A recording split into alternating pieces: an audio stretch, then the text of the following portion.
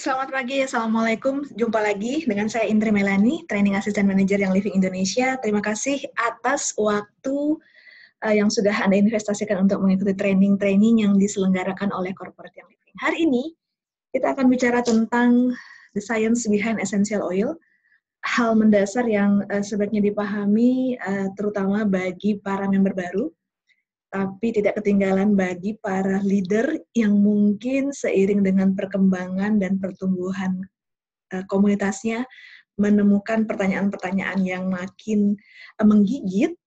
Dan sebelum mulai, boleh saya minta tolong screen-nya untuk tidak disentuh jika itu terjadi. Boleh saya minta tolong untuk menjaga untuk tidak terjadi oret-oretnya karena training ini kita record. Oke, baik. Jadi hari ini kita akan berbicara tentang hal-hal mendasar sebenarnya, namun ada beberapa aspek dari hal-hal mendasar tersebut yang seperti terskip, tercancel, terutama karena saking semangat dan menggebu-gebunya setelah jatuh cinta terhadap yang living essential oil. Hari ini kita akan belajar apa itu essential oil, dari mana dan bagaimana cara menggunakannya, kemudian seharusnya essential oil apa yang dipilih. Oke, sesimpel itu. Tapi percayalah, hari ini materinya cukup padat, cukup berat bagi yang benar-benar baru. Tidak mengapa, jika baru pertama kali ikut training ini, bisa diulang ikut serta di training yang lain ataupun di topik yang sama di lain waktu. Nah, ketika kita bicara tentang definisi, apa itu essential oil? Secara fisik, merupakan cairan yang mudah menguap. Itu terbukti dari beberapa ibu-ibu yang mungkin kurang menutup dengan rapat, maka beberapa essential oil akan dengan sangat cepat menguap. Oh ya, sebelum saya lanjutkan, tolong pastikan Anda berada di sinyal yang cukup kuat, ya, karena training ini menyertakan suara dan gambar sehingga membutuhkan bandwidth yang cukup besar. Kemudian senyawanya alami. Kenapa alami? Karena diperoleh secara langsung, bukan merupakan hasil perantaraan kedua dari senyawa asal, tapi merupakan langsung senyawa alami yang ditemukan pada batang, bunga, pohon, belukar, daun, gitu ya, kulit buah. Jadi semuanya dari bagian tumbuhan-tumbuhan tertentu yang memang mengandung kadar essential oil tertinggi. Jadi walaupun mungkin di bagian lain memiliki kadar essential oil, tapi kadarnya tidak signifikan, maka yang tidak akan menggunakan bagian itu. Nah, proses ekstraksinya itu biasanya melalui destilasi atau cold pressing, destilasinya destilasi uap, dan yang harus dipahami adalah bahwa setiap essential oil itu mengandung 200-500 unsur. 200-500 unsur.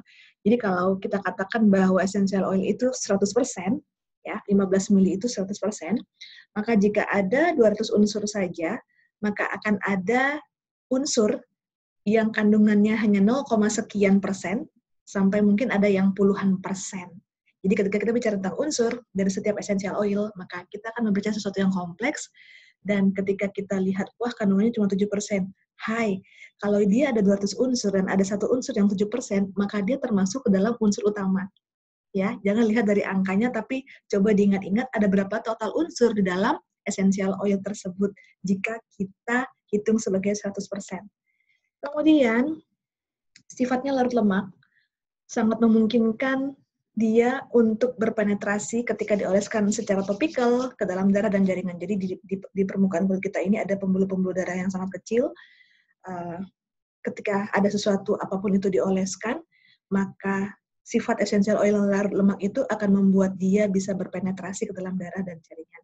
Itulah mengapa pada beberapa essential oil yang digunakan secara topikal memberikan dampak yang jauh lebih dari sekedar topikal. Walaupun mungkin secara klaim kita tidak bisa klaim hal tersebut. Kemudian konsentrasinya tinggi dan potensial. Jadi yang living essential oil di labelnya selalu tertuliskan 100% pure essential oil.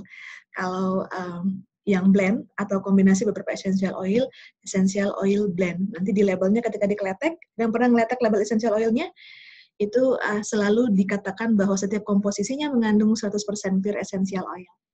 Oke, silakan nanti dikletek. Nah, kemudian secara historis, walaupun sekarang dikatakan bahwa essential oil adalah hal yang kekinian, informasi yang diberikan oleh para leader dianggap sebuah hal yang baru, tapi secara nyata bahwa essential oil telah digunakan sejak zaman dahulu kala, mulai dari Mesir kuno, Cina atau Indian kuno, Yunani, Romawi kuno, Eropa abad pertengahan, zaman keemasan, bahkan oleh suku bangsa Timur. Jadi tidak ada sepertinya suku bangsa yang terlewat dalam histori penggunaan essential oil.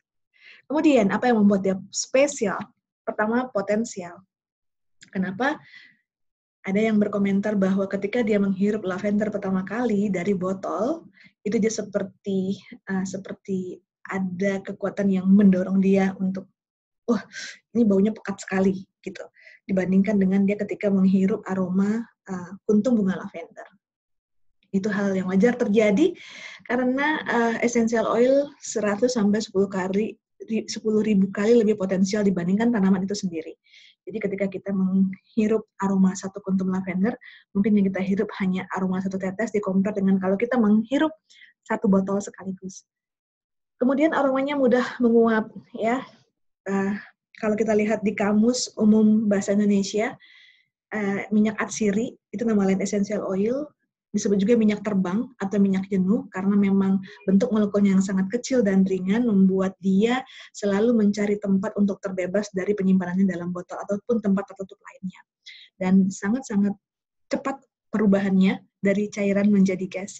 Jadi untuk beberapa oil seperti lemon, orange, frankincense, ya, ketika ditutup tidak terlalu rapat, maka seminggu kemudian coba dicek, akan terjadi pengurangan, permukaannya turun. Dan essential oil bersifat serbaguna, multifungsi. Satu essential oil ada banyak cara untuk menggunakan dan mengaplikasikannya. Pertama, beberapa oil yang sangat-sangat populer seperti lavender, peppermint, lemon,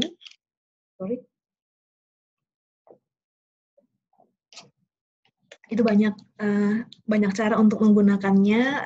Tinggal dieksplor saja sejauh mana kita ingin mengeksplor setiap essential oil yang digunakan. Bahkan tidak hanya secara aromatis dan topikal, bahkan bisa ditambahkan dalam proses membersihkan rumah ataupun memberi wangian ataupun aroma yang menyamankan pada tekstil yang kita gunakan. Dan serbaguna ini juga berarti bahwa bisa digunakan oleh hampir semua umur. Kemudian, apakah Anda tahu bahwa untuk mendapatkan 15 ml lavender essential oil, itu dibutuhkan 2,5 meter persegi kebun lavender. 2,5 kali 2,5 dapat 1 botol. Jadi memang tidak bisa di-compare dengan lavender lainnya, lavender tetangga ataupun lavender buatan lokal, tapi ini yang merupakan tagline yang bisa kita nyatakan bahwa harga lavender yang living spesial karena berasal dari 2,5 meter persegi kebun lavender. Kemudian dari mana asalnya? Dari setiap bagian tanaman yang memungkinkan apapun bentuk tanaman itu.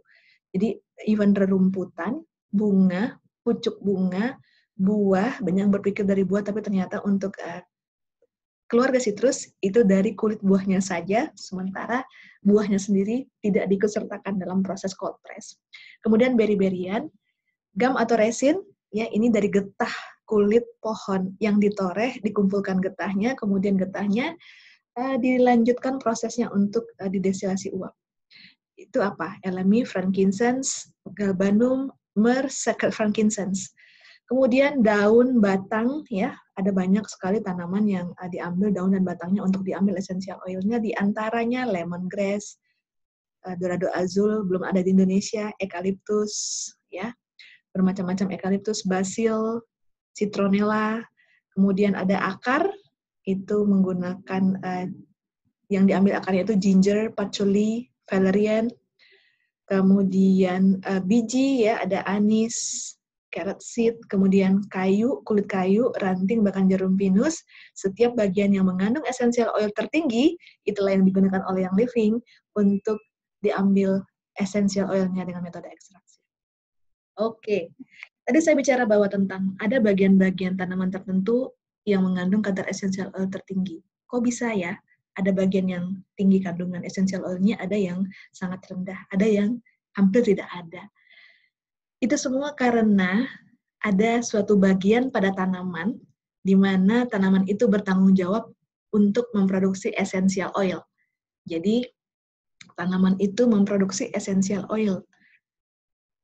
Kenapa setiap essential oil memiliki bau yang khas, dan kenapa setiap essential oil yang sebenarnya spesiesnya cuma beda dikit, tapi satu family kayak Eucalyptus globulus dan Eucalyptus radiata misalnya, itu satu family, tapi beda spesies, memiliki kemiripan, tapi memiliki perbedaan aroma. Itu semua karena dipengaruhi oleh sel-sel khusus pada tanaman yang memproduksi. Jadi sel itu tidak hanya memproduksi, tapi juga bertanggung jawab untuk menyimpan essential oil. Bentuknya setelah dibesarkan dengan mikroskop elektron, tampilannya jadi seperti ini. Oke. Nah, ini kalau gambaran sederhana, ya. Jadi ini permukaan tanaman. Ini ada yang namanya basal cell di epidermis, di sel permukaan. Kemudian di sel basal ini ada stalk cell. Jadi tempat bertumpunya si cavity, ya, si cavity penyimpan ini. Ini adalah storage cavity, tempat penyimpan oil. Di sini secretory cell-nya, ini penghasilnya. Oke, ini penghasilnya. Saya minta tolong ini dipahami baik-baik bagian ini karena semakin ke sana nanti materi kita akan relate sama bagian yang ini. Oke, ada basal cell, ada epidermis, ada stalk cell, tempat bertumpunya cavity. Di atas stalk cell ada secretory, itu pabrik pembuatannya. Ini pabrik penghasil, dan ketika dihasilkan langsung disimpan dalam storage cavity. Nah, storage cavity ini dilindungi oleh sebuah lapisan yang disebut dengan cuticle. Cuticle-nya terus membesar, terus membesar. Di proses ekstraksi, nanti kenapa essential oil bisa diperoleh, itu adalah dari cavity-nya ini. Ya, sabar dan tahan sebentar. Oke, jadi industri pengetahuan, kalau saya bilangnya para periset itu adalah industri juga, tapi industri pengetahuan, sudah meneliti banyak sekali tentang struktur penghasil, ya, secretory struktur penghasil dari tanaman-tanaman penghasil senyawa aromatis ataupun tanaman-tanaman penghasil senyawa obat. Jadi ini tidak bisa dipisahkan bagi industri pengetahuan, tapi di industri essential oil kita nggak bisa bicara tentang pengobatan, terutama di Indonesia terkait dengan regulasi pendaftaran produk, tapi kita bisa bicara tentang sesuatu yang bersifatnya aromatis, oke?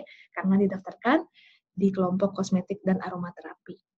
Jadi ini bisa di search jika ingin atau memiliki semangat yang tinggi untuk mencari tahu lebih jauh tentang hal ini. Oke, basil. Jadi kalau kita lihat di basil yang diambil di daun dan batangnya, kutikelnya seperti ini, ya. Ini kutikel yang membesar, kemudian orange dan lemon. Ini orange, ini lemon. Itu justru kutikelnya ada pada kulit, ya, pada kulit buah sekali lagi. Jadi ini endokarp, bagian buahnya ini mesokarp, ini exokarp dan epidermis. Jadi untuk keluarga citrus yang diambil adalah kulit buahnya dengan cara cold pressing. Kita lihat roman chamomile, saya nggak tahu untuk posting ini walaupun roman chamomile belum ada di Indonesia, tapi cantik sekali bentuk kutikelnya. Ini kalau kita lihat pada bunganya, ya ada banyak. Nah ini kalau kita lihat satuan. Jadi ini epidermis, ini ada tempat bertumpu, ini secretory, ini kutikel yang membesar. Semakin banyak hasil produksi essential oilnya, maka dia akan membesar. Oke, semua masih di sini? Oke, ini marjoram. Lucu ya, cakep banget. Ini kutikel-kutikelnya menempel seperti kancing baju, seperti permen warna-warni. Kemudian ini clary sage. Oke, salah satu top 5 essential oil saya, clary sage. Bentuknya seperti bidak pion catur. Ya. Kemudian kalau caraway seed, ya, itu ada di kulit kayu, caraway seed. Kemudian kita lihat metode ekstraksinya. Oke, destilasi uap ini yang paling common, yang paling umum digunakan untuk mengekstrak bahan yang halus dengan tujuan panas dan tekanannya bisa terkontrol sehingga meminimalisir kerusakan yang terjadi jika tekanan atau suhunya terlalu tinggi. Kemudian cold pressing ini nggak pakai suhu, nggak pakai uap, tapi menggunakan tekanan, terutama digunakan untuk keluarga citrus dan carrier oil yang bersifat fatty oil. Kemudian penyadapan resin. Tadi yang diambil getahnya, ditoreh kulit batangnya, resinnya disadap, kemudian setelah resinnya membeku, resinnya itu diproses lebih lanjut secara destilasi uap.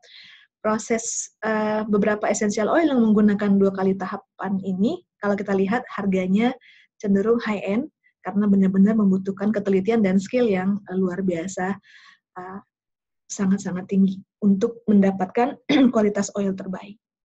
Kemudian ada absolute oil. Absolute oil, suatu oil mengandung bahan yang halus, sehingga nggak bisa didestilasi uap, tapi harus direndam menggunakan pelarut. Pelarutnya itu yang kemudian diuapkan untuk dipisahkan komponen essential oil yang berhasil diambil oleh pelarut tersebut. Oke, mari kita lihat satu demi satu. Ini adalah metode ekstraksi paling umum.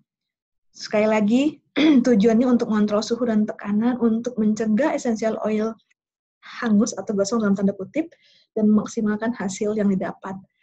Memaksimalkan range optimal untuk setiap bahan aktif yang bisa didapat.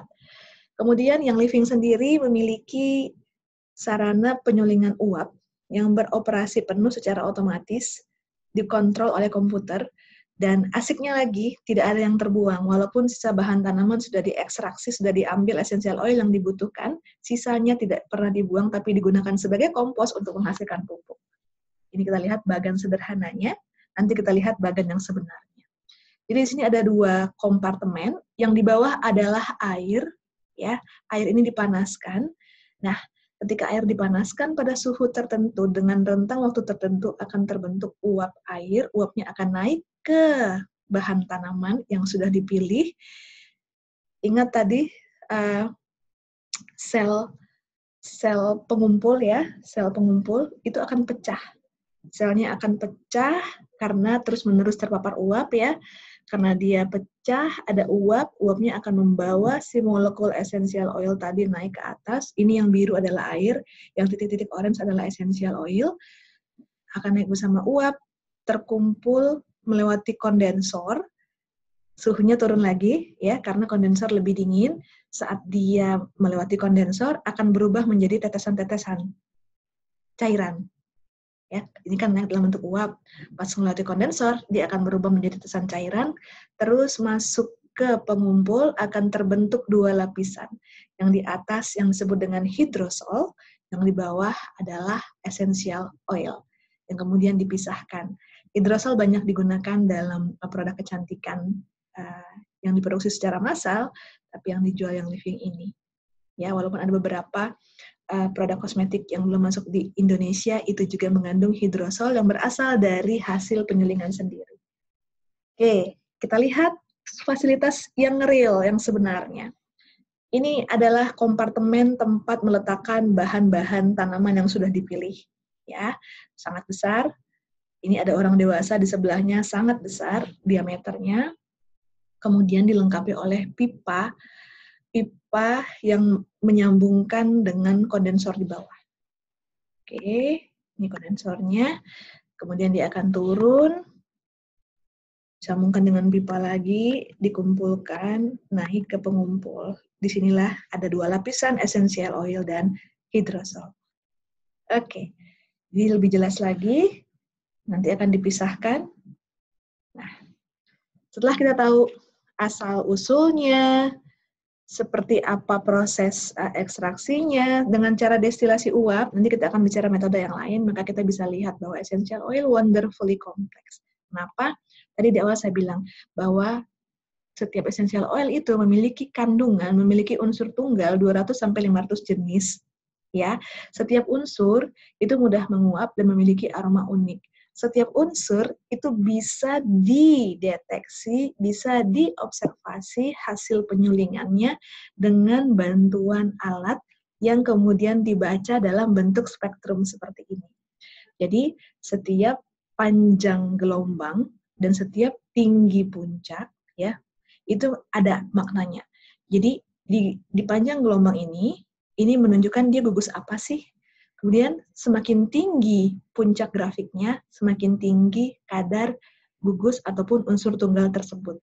Saya ulangi, semakin tinggi grafiknya, semakin tinggi kandungan unsur tersebut. Sedangkan posisi grafik itu muncul menunjukkan jenis unsur yang terkandung dalam essential oil tersebut. Oke, ini alat GCMS, gas chromatografi mass spectrometry. Zaman dulu, ini adalah dua alat yang berbeda. Gas chromatografi saja sama mass spectrometry saja. Kalau di bahasa Indonesia kan kromatografi gas, SMA masih ingat pelajarannya? Atau kita mengalami dunia SMA yang berbeda? Sama spektrofotometri massa. Nah, ini kemudian digabungkan, harga ini mahal sekali, hanya ada beberapa di perguruan tinggi ternama di seluruh dunia, dan yang living berinvestasi untuk memiliki alat ini untuk memastikan setiap produk, setiap batch itu sesuai dengan standar yang living. Mari kita bicara tentang alatnya dulu. Ya, jadi ini seperti gulungan kawat, tapi sebenarnya ini adalah kolom tempat mengalirkan. Jadi ketika ada essential oil yang ingin diuji, itu dia akan mengalir, terdistribusi, menyelusuri kolom-kolom ini, menyusuri kawat-kawat ini. Ya, kalau kita lihat lagi lebih dekat, kawat ini sebenarnya terdiri dari 3 lapisan. Ada fasa stasioner, ada silika, kemudian ada polyamide coating. Jadi, setiap kandungan essential oil sesuai dengan kemampuan melarutnya akan melewati ketiga lapisan ini masing-masing. Nah, jadi ini semacam pemisahan. Mana yang larut dalam fasa diam, dia akan diam di fasa diam, mana yang larut dengan fuse silika dia akan terserap dalam fuse silika dan kemudian mengalir, mana yang dia cocok dengan polyamide coating, dia akan terhisap di polyamide coating itu. Oke, jadi ini semacam pemisahan. Nah, unsur-unsur tersebut akan bergerak sepanjang kolom, akan terpisah sesuai dengan kelarutannya. Jadi setiap kelarutan itu menunjukkan dia unsur apa, dan kemudian ini butuh waktu yang berbeda. Ya, ada yang cepat terdeteksi, terbaca, ada yang lama. Semakin lama dia semakin kompleks bentuknya dan semakin rumit komposisinya. Oke. Kemudian mari kita lihat. Ini apa sih? Ini habitat ya. Habitat tempat hidup populasi makhluk hidup, tumbuhan, hewan. Kemudian kalau kita lihat tanaman, karena kita bicaranya konteksnya essential oil, kita akan banyak bicara tentang tanaman. Tanaman tumbuh di permukaan tanah, bisa hidup disupport dengan kandungan air dan mineral. Oke. Kemudian untuk dia bisa memasak makanannya sendiri, bisa menghidupi dirinya sendiri, ya, dia butuh bantuan oksigen, karbon dioksida yang memproduksi glukosa dengan bantuan cahaya. Kemudian proses pembuahannya sehingga dia bisa berbunga. Kalau dia pohon tumbuhan bunganya menjadi buah, ya, itu dibantu oleh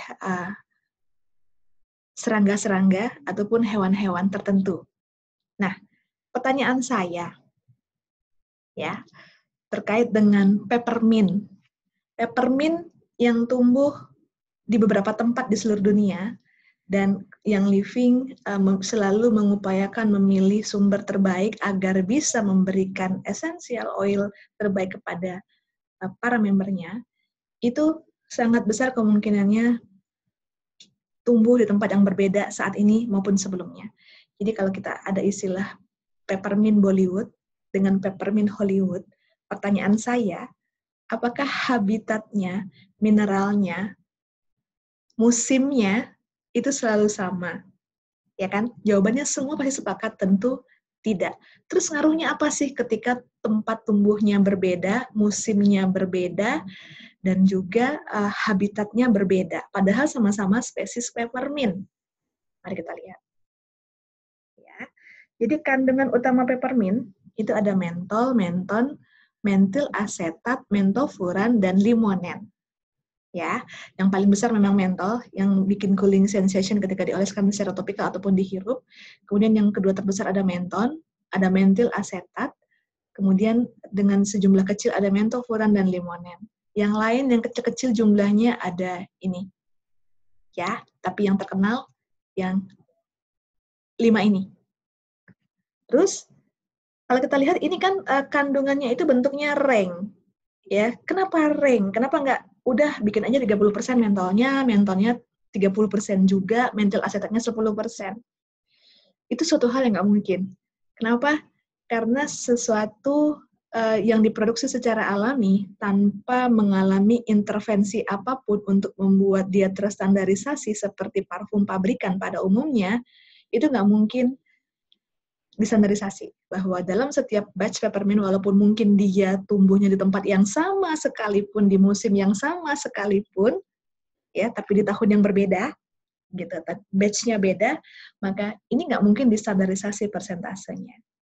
Akan ada variasi alami, as long as sepanjang bahwa persentasenya berada di dalam range sesuai dengan range itu apa ya, jarak tertinggi dan jarak terendah yang disesuaikan dengan SOP atau standar yang living, maka yang living akan memasarkan produk tersebut. Nah, persentase inilah yang kemudian akan menimbulkan variasi aroma. Apakah mentofurannya tetap ada? Tetap ada di situ. Apakah mentolnya tetap ada? Tetap ada di situ. Kalau nggak ada, nggak mungkin dia peppermint. Pasti tanaman lain. Ya kan? Nah, kemudian, ini suatu hal yang nggak bisa diperdebatkan. Artinya, mari kita menjadi oiler yang smart, oiler yang well educated, bahwa tidak akan ada aroma yang terstandarisasi sama persis dari setiap batch, walaupun dia tumbuh di habitat yang sama, di musim yang sama, di tahun yang berbeda, sehingga batch-nya berbeda.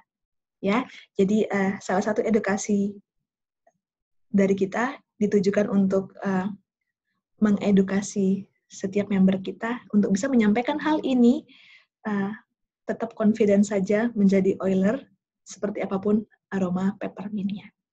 Oke, jadi ini tentang peppermint. Terima kasih atas seseorang yang merimain saya hari ini untuk membahas hal ini karena relate dengan materi hari ini. Next, siap-siap pegangan. Kita bakal naik roller coaster. Kimia organik. Ketika kita bicara tentang essential oil, mau nggak mau, suka nggak suka, kita akan bicara ini, walaupun betapapun bencinya kita tentang pelajaran ini semasa SMA. Ya. Jadi ketika kita membahas istilah organik ini sebenarnya berkaitan dengan klasifikasi pengelompokan senyawa kimia yang sebelumnya hanya terkandung di dalam tumbuhan atau berasal dari tumbuhan atau hewan, tapi oleh dictionary.com, organik ini sekarang mencakup semua senyawa karbon lainnya apapun sumbernya, baik tanaman maupun hewan. Ya, jadi itu disebut dengan organik. Ini istilah etimologi asal-usul kata. Kemudian ada istilah natural.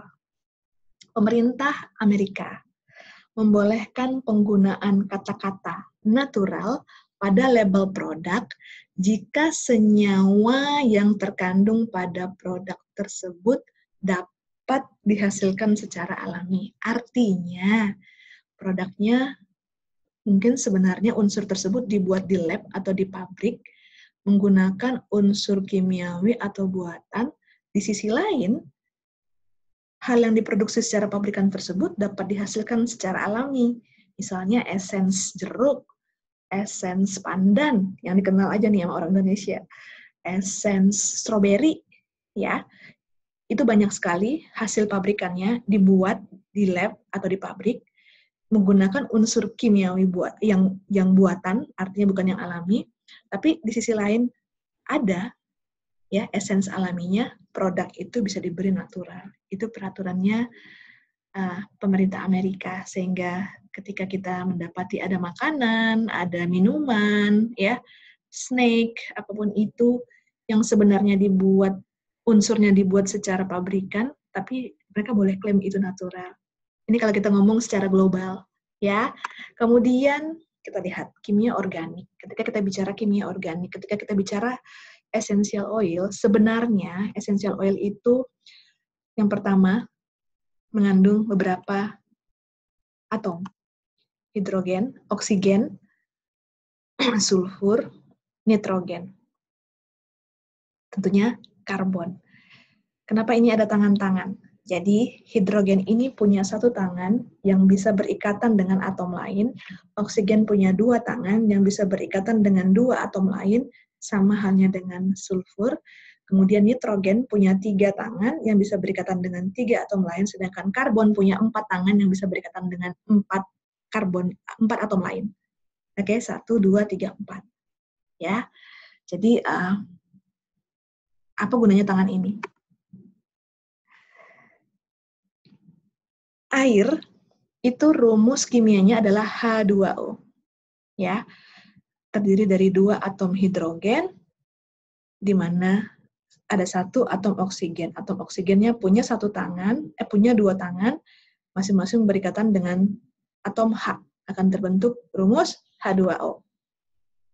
Kemudian ada H2S. Ya, S tadi punya dua tangan, bisa berikatan dengan dua atom H. Ada yang tahu nggak ini H2S apaan? H2S. Asam sulfida, alias kentut. Kemudian kita lihat hidrokarbon. Ada hidrogen dan atom karbon. Hidrokarbon alias alkana bahasa Indonesianya atau alken. Jadi ada CH4, jadi atom C tadi punya 4 tangan berikatan dengan 4 atom H. Kemudian ada C2H6, C3H8, C6H14. Pokoknya kalau ada angkanya itu menunjukkan total atom C atau H-nya ada berapa sih. Nah ini ada namanya, metana, etana, propana, heksana. Oke. Info menariknya bahwa rose itu mengandung kadar alkan tertinggi, 19%. Sedangkan ginger hanya 1%. Jadi kalau kita pegang kelopak bunga mawar, ya, terus ada embun menetes di permukaan kelopak tersebut, maka air embunnya turun begitu saja, karena permukaan kelopak mawarnya licin seperti berlilin. Ya, itu dia alkannya. Nah, alkan ini sangat-sangat jarang ditemukan dalam essential oil, even ginger hanya punya 1%. Essential oil lain itu 0, sekian persen. Ya, bahkan ada yang tidak ada. Jadi inilah salah satu keistimewaan yang dimiliki oleh rose yang memiliki kadar alkan hingga 19%. Kita lihat pabrik molekul tanaman yang tadi. Glukos ditambah dengan enzim dan energi alias sinar matahari itu akan menghasilkan isopren. Isopren itu apa? Isopren itu suatu gugus yang terdiri dari 5 atom karbon alias C5. Ya, coba kita hitung, benar nggak sih isopren ini C-nya 5? 1, 2, 3, 4, 5. Benar. Kemudian ada ikatan tunggal, alias di sini cuma satu tangan yang terpakai, ada ikatan ganda. Di sini dua tangan sekaligus berikatan. Seperti ini. Oke. Kemudian C ini kan punyanya 4 ya. Coba hitung 1, 2, 3, 4. Benar. Ini juga C-nya ada yang berikatan ganda, dengan C lain ada yang berikatan tunggal. Oke, untuk membuktikan benar nggak sih C punya tangan 4? Ya, saya nggak mau lebih jauh. Oke, mari kita lihat struktur kimia isopren. Isopren C5 ketika bergabung akan terbentuk monoterpen. C-nya ada 10. Kemudian, monoterpen yang C-nya 10 ketika bergabung dengan satu isopren akan terbentuk sesquiterpen. C-nya ada 15. Jadi, kalau kita teruskan, diterpen itu C-nya 20, triterpen C-nya 30. Ya, kenapa kita harus belajar ini, Mbak Indri? Kita harus. Kalau kita ingin menjadi oiler handal. Sekarang kita lihat lavender. Lavender, ada yang namanya, aromanya terdiri dari 3 bagian, light notes, medium notes, dan heavy notes. Light notes ini adalah aroma yang pertama kali kita identifikasi, tentunya dengan hidung. Ya. Medium notes ini setelah sekian lama, heavy notes ini yang paling akhir survive dan bertahan seharian, jika memungkinkan. Oke, ada light, medium, dan heavy. Kemudian kita lihat Late notes ini adalah monoterpen. Ya, saya mundur lagi. Ada monoterpen, sesquiterpen, diterpen, triterpen. Basic building block-nya adalah isopren alias C5. Kita kembali. Nah, late notes ini adalah monoterpen. Sekali lagi, atom karbonnya C10. Di essential oil manakah yang monoterpennya paling banyak? Ini antara lain ya. Lemon, grapefruit, orange, tangerine, mandarin, jet lemon, bergamot, lime, frankincense, tea tree, ya, hinoki, essential oil yang dari yang tanamannya berbentuk pohon seperti hinoki, cypress, tea tree, juniper. Ada oil-oil lain yang belum ada di Indonesia, Angelica, caraway, cistus, flea, nutmeg, marjoram ada, butensi ada. Ini kaya dengan monoterpen. Lanjut. Apa contohnya? Limonen. Ya, jadi kalau kita lihat citrus family itu kaya dengan limonen. Contoh lainnya ada pinen, terpinen, sabinen, dan myrcene. Oke. Kita lihat medium notes. Medium notes ini adalah oxygenated monoterpen. C-nya 10, tapi ada gugus hidroksil alias gugu OH yang nyempil. Oke, contohnya apa? Ada banyak ya, oil yang memiliki kadar oxygenated monoterpen cukup tinggi. Oke, helichrysum, jasmine, myrtle, rose, clarisage, thyme. Oke, kita lanjut. Jadi ketika kita bicara tentang hidrokarbon, itu merupakan perpaduan antara karbon, atom karbon, dan atom hidrogen. Ketika kita bicara tentang oxygenated hidrokarbon, maka ada gugus oksigen, alias atom O, yang berikatan di dalam struktur kimia unsur tersebut. Sekali lagi, hidrokarbon berarti ada unsur karbon dan hidrogen, sedangkan oxygenated hidrokarbon ditambahkan atom oksigen. Makanya oxygenated. Oke, kita lihat. Jadi medium notes atau oxygenated monoterpen tetap mengandung 10 atom karbon seperti monoterpen pada umumnya, dan ada minimal satu atom karbon nyempil, ini O. Ya, atau gugus alkohol, atau gugus fenol, atau aldehyds, keton, ester. Ya, ini penamaan berdasarkan bentuk strukturnya. Alkohol. Alkohol. Kenapa?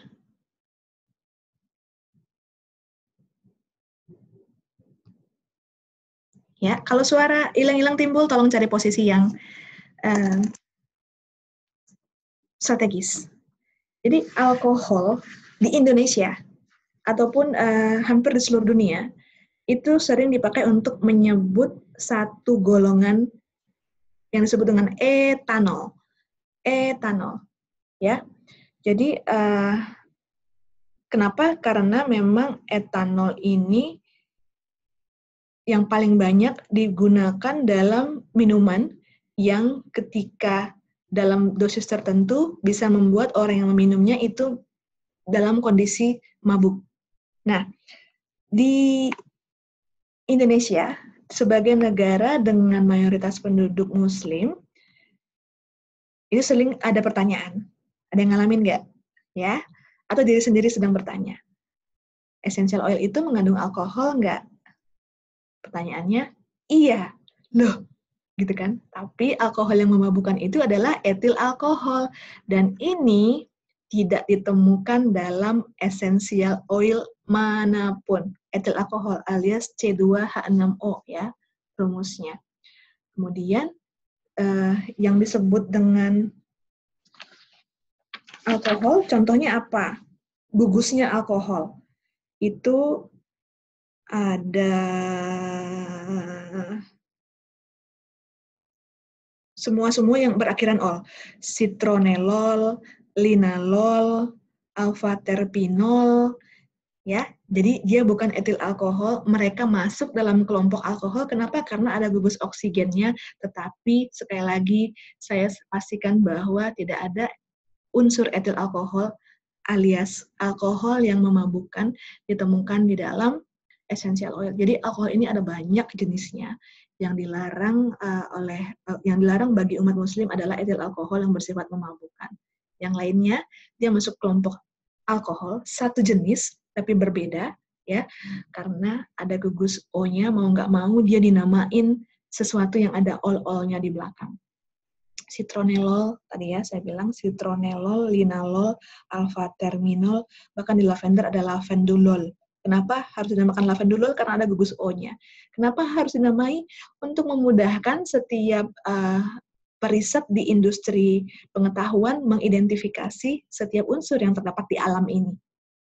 Oke, mari kita lihat. Medium notes alias oxygenated monoterpene. Ada C, ada H, ada atom oksigen nyempil. Dia mau nggak mau disebut dengan gugus alkohol, walaupun dia bukan C2H6O. Oke. Fenol, dari namanya, pasti ada gugus O, ya. Essential oilnya antara lain clove, basil, oregano, thyme, cinnamon, eugenol. Komposisi fenolnya ada eugenol, thymol, dan carvacrol. Oke. Kita lihat peppermint yang jadi idola hari ini. Ini contoh gizi MS peppermint. Apa sih gunanya grafik ini? Sangat-sangat berguna. Jika dalam suatu batch yang sudah melewati prosedur GCMS alias gas kromatografi mass spektrometri, sementara bentuk grafiknya tidak seperti ini, ya. Kemudian ketika dilihat rank-nya tidak seperti yang ditentukan oleh yang living, maka batch itu akan ditolak untuk dipasarkan. Selagi berada dalam rank, selagi bentuk grafiknya seperti ini, maka itu adalah peppermint standarnya yang living. Kemudian akan didistribusikan kepada seluruh membernya di seluruh dunia. Jadi di sini ada monoterpene, peppermint, ada oxygenated monoterpene, ada sesquiterpene. Sesquiterpene-nya relatif sedikit, monoterpene oxygenated-nya ada banyak. Kita lihat heavy notes. Heavy notes mengandung 15 atom karbon, alias sesquiterpene. Kalau kita lihat dari contoh essential oil-nya myrrh, cedarwood, ginger, patchouli, vetiver, sandalwood, Jerman chamomile, seperti ada kemiripan, bukan? Kenapa? Karena memang mereka mirip-mirip mengandung sesquiterpene-nya. Berbeda dengan persentasenya ataupun unsur-unsur lainnya yang terkandung dalam setiap oil ini. Oke, contohnya apa? Note ketone. Kita lihat secret sandalwood, ya. Tidak ada monoterpene, sangat sedikit, nggak ada sama sekali oxygenated monoterpene, sesquiterpene-nya ada banyak, dan jenisnya maupun persentasenya. Oke, jadi inilah gunanya si GCMS. Untuk memungkinkan sit-to-seal dijalankan secara benar. Kemudian perlu nggak nih beli GCMS? Hidung Anda adalah GCMS Anda. Buka botol secret frankincense. Ini secret sandalwood. Sorry. Dalam 10 detik, aroma pertama yang diidentifikasi oleh hidung kita itu adalah light notes. 30 detik, medium notes. Arahkan mendekat, itu adalah heavy notes. Jika di antara ibu-ibu semua, ada bapak-bapak nggak sih? Jika ada bapak-bapak juga, mendapatkan pertanyaan, kok aromanya beda ya sama botol sebelumnya yang belum saya buka, misalnya. Pertanyaannya, apakah dia menghitung itu durasi waktunya sama? Apakah dalam waktu 10 detik? Apakah yang tempo hari 30 detik? Yang dia ingat, dan dia save di memorinya, di sistem limbiknya? Dan apakah ketika kedua kalinya membuka, dia langsung mengarahkan ke hidungnya sehingga yang dia hirup adalah heavy notes-nya? Anyway, jikapun terdapat perbedaan light notes, medium notes, dan heavy notes, yang harus kita ingat adalah persentase setiap komponen itu bervariasi setiap batch, dan itu sangat memungkinkan terjadi variasi walaupun kita sudah menggunakan GCMS dengan hidung sendiri. Oke? Kita lanjut kepada cold pressing. Ini metode ekstraksi yang kedua. Banyak yang digunakan pada citrus oil, karena kalau digunakan destilasi uap, aromanya jadi pahit karena suhu panas akan memutuskan molekul citral yang sangat-sangat rapuh, Dan cold pressing juga digunakan untuk mendapatkan fatty oil yang umumnya digunakan sebagai carrier oil, contohnya olive, almond, jojoba, coconut, dan molekulnya lebih besar dibandingkan molekul essential oil itu sendiri. Penyadapan resin, ya, pohonnya akan ditoreh terlebih dahulu, resinnya membeku, dikumpulkan. Ini salah satu bentuk resin frankincense. Dan ini yang kemudian dilanjutkan untuk mendapatkan essential oilnya dengan metode desilasi uap. Next ada ekstraksi absolut. Ini membutuhkan pelarut untuk mengekstrak oil dari bahan tanaman. Dan pelarutnya merupakan zat yang dapat melarutkan, dan jasmine, ini satu-satunya essential oil yang diekstraksi dengan cara seperti ini. Cara penggunaan, ini kayaknya udah katam, ya. Aromatik dan topikal. Secara aromatik, kita mengandalkan kekuatan aroma. Kemudian, sekali lagi, justru klaim penggunaan secara aromatik ini merupakan yang paling powerful karena indera penciuman kita dibantu dengan olfaktori fatik merupakan satu-satunya panca indera yang terhubung dengan lobus pada otak, pusat pengontrol emosi. Kenapa bisa grounding, bisa happy, bisa semangat, bisa cooling down, bisa relax, itu semua merupakan peran dari indera penciuman kita bekerja sama dengan bagian lobus pada otak. Oke, dan bahkan ketika menghirup aroma tertentu, kita jadi ingat ini aroma oma kita, aroma tante kita, ataupun aroma seseorang yang spesial dalam hidup kita, atau aroma seseorang yang menyebalkan dalam hidup kita. Bahkan sebelum kita menyadarinya, ini kok baunya kayak si A, si B, si C, gitu ya. Secara topikal, bisa digunakan untuk masas, bisa digunakan untuk diaplikasikan pada setiap bagian tubuh yang membutuhkan. Yang paling penting ada beberapa hal yang digunakan jika kita ingin menggunakan secara topikal. Tapi pesan saya bahwa indera penciuman adalah yang paling efektif untuk memanfaatkan manfaat optimal dari essential oil. Kenapa? Karena hanya hidung yang terhubung langsung dengan lobus otak. Mulut, mata, telinga, kulit, ya, itu juga panca indera kita. Tapi yang paling efektif dan langsung terhubung dengan otak, sehubungan dengan mendapatkan benefit essential oil paling optimal, itu hanya indera penciuman. Oke. Mari kita lihat. Ini aroma dari diffuser.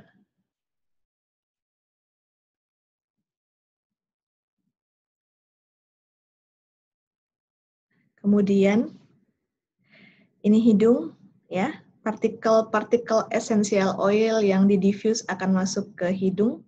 Di belakang hidung dan mata itu terdapat serabut saraf yang terkenal dengan sebutan olfactory bulb, ya, olfactory bulb.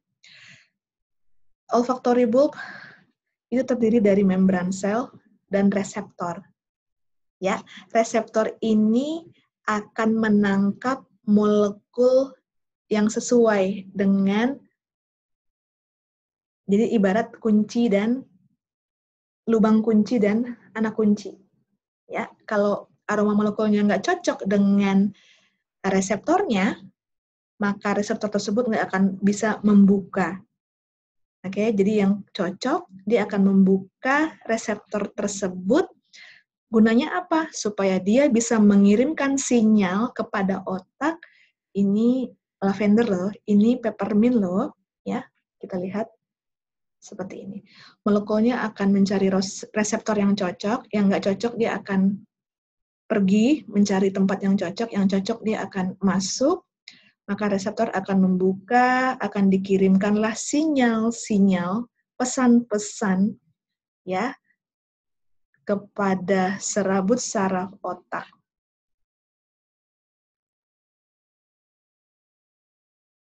Nah, pesan ini akan dikirimkan. Prosesnya sekompleks ini pun sudah disederhanakan. Apakah ini aroma yang menyenangkan, aroma yang menyedihkan, aroma yang mengingatkan pada seseorang, bikin rileks, bikin happy, bikin semangat. Ya, reseptornya yang memutuskan. Kemudian akan muncul dalam bentuk perilaku. Apakah kita menjadi rileks, menikmati aroma ini, menjadi lebih tenang, calming down, bisa deep sleep karena kita sudah rileks. Oke, seperti itu prosesnya, dan itu semua diatur oleh sistem limbik. Jadi sistem limbik ini merupakan peran yang paling dasar bagi manusia untuk mempertahankan hidup dan menyimpan makna dari semua struktur otak. Mengontrol emosi, menyimpan memori, proses belajar, kenapa dari kita merangkak bisa jalan, berlari, bahkan sekarang bisa terbang.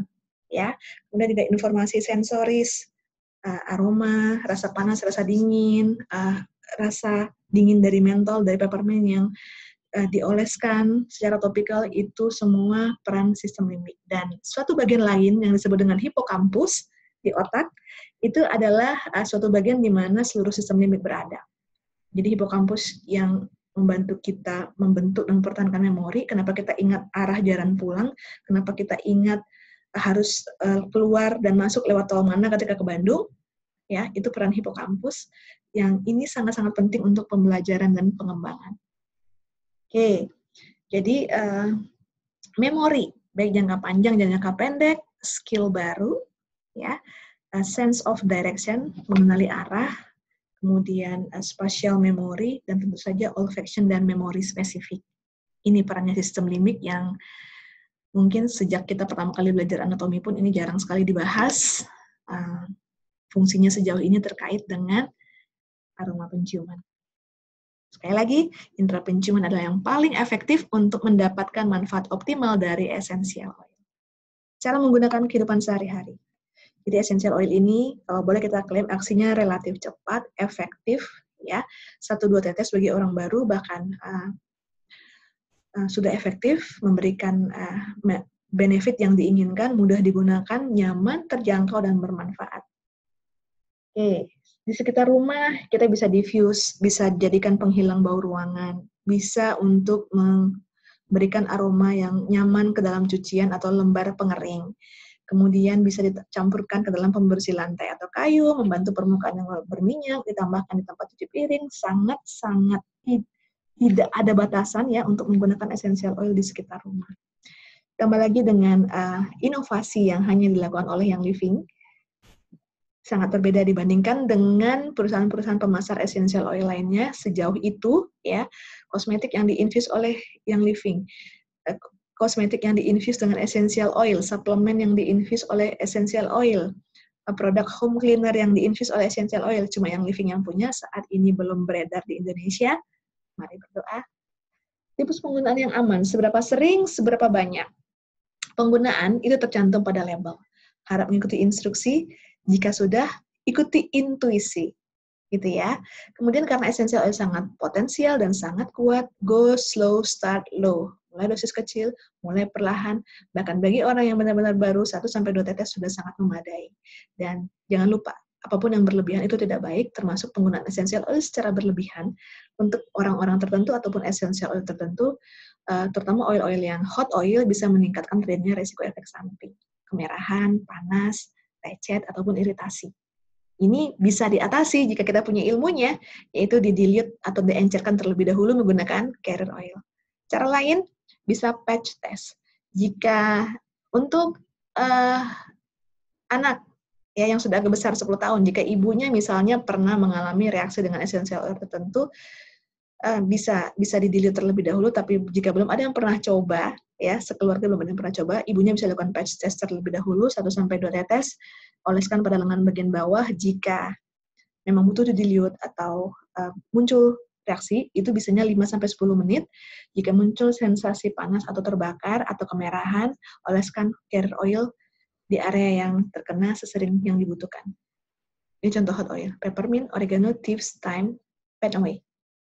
Ya, tidak semua orang, ada yang kulitnya dalam tanda kutip kulit badak, tapi ada banyak orang yang juga harus di-dilute terlebih dahulu sampai akhirnya tubuhnya cukup mengenali dan beradaptasi dengan baik, suatu hari nanti mungkin nggak perlu di-dilute.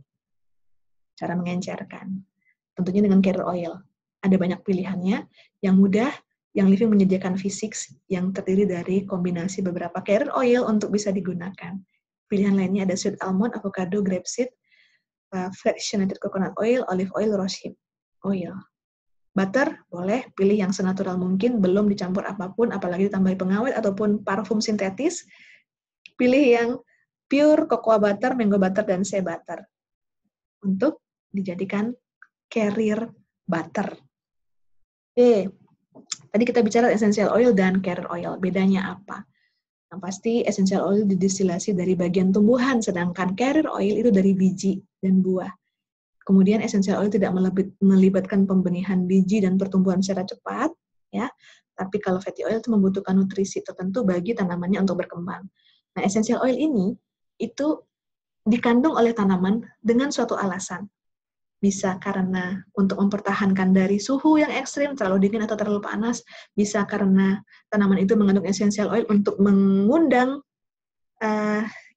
serangga tertentu atau mengusir hewan lain yang tertentu untuk tidak dimakan oleh hewan tersebut. Ya pokoknya kalau nggak ada essential oil itu, tanaman itu tidak akan survive. Ya, jadi ada alasan kenapa tanaman itu mengandung essential oil. Sedangkan fatty oil atau carrier oil itu nggak penting dalam proses kehidupan tanamannya, sama sekali nggak menentukan nasib apakah tanaman itu akan long lasting ataupun akan mati. Essential oil ukuran molekulnya kecil, carrier oil ukurannya besar, sifatnya essential oil mudah menguap, sedangkan tidak ada kan yang punya coconut oil dibiarkan terbuka setahun berkurang, kecuali mungkin jadi kotor, masuk debu, gitu ya. Essential oil tersebar di seluruh bagian tanaman, fatty oil hanya di biji dan buahnya. Kemudian essential oil walaupun namanya oil tidak berminyak saat disentuh, sedangkan fatty oil sangat-sangat berminyak. Essential oil tidak tengik selagi disimpan dengan benar. Fatty oil pada titik tertentu, rentang waktu tertentu akan berubah menjadi tengik walaupun sudah disimpan secara benar. Oke? Ada hal lain yang harus saya ketahui? Penggunaan pada tubuh sensitif, ya.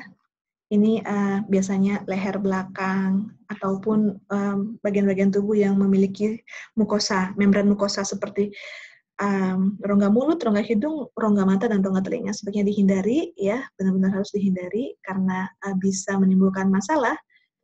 Kalau di kuping bisa menimbulkan nyeri atau gangguan pendengaran.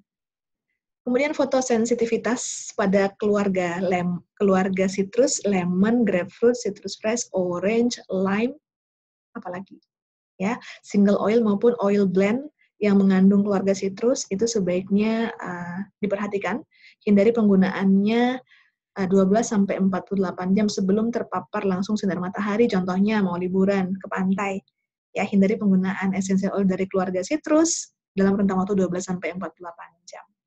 Tergantung sensitivitas kulit masing-masing. Kenapa?